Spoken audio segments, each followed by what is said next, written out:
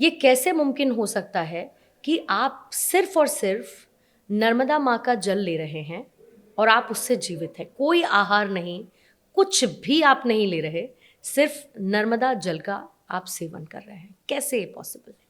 तो हमारी दृष्टि में ऐसा हो गया कि एक नवजात शिशु से पूछा जा रहा है कि आप माँ की गोद में जो अन्न द्रव्य पदार्थ नहीं लेता, और जब बच्चा जन्म लेता है तो एक नवजात शिशु वो माँ की गोद से, माँ के आंचल से आहार लेता है।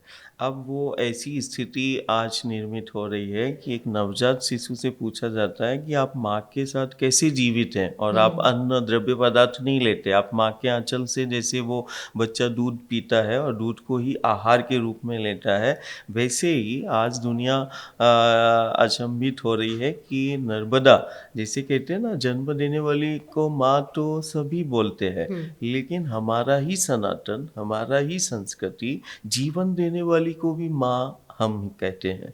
जो पालन पोषण करती उसको भी हम माँ कहते हैं।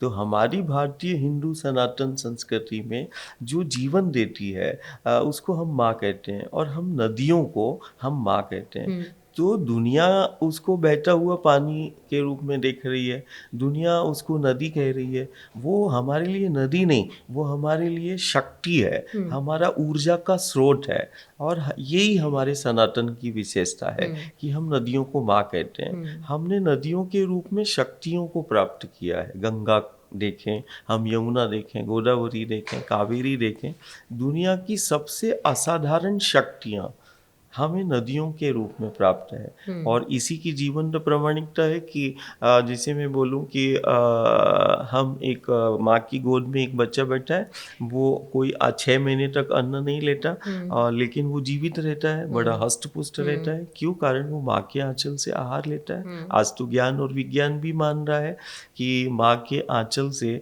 जो बच्चा 6 महीने तक दूध आहार के रूप में ले रहा है, वो कोई अन्न नहीं लेता।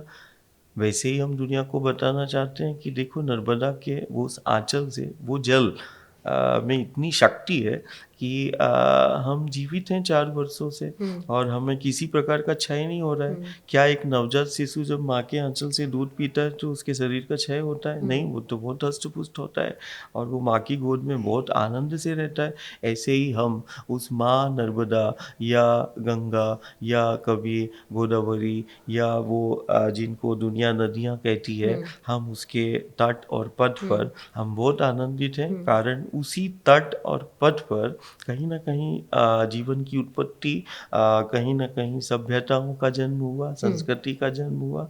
तो आज कहीं न कहीं उसी पथ की ये महत्वता है।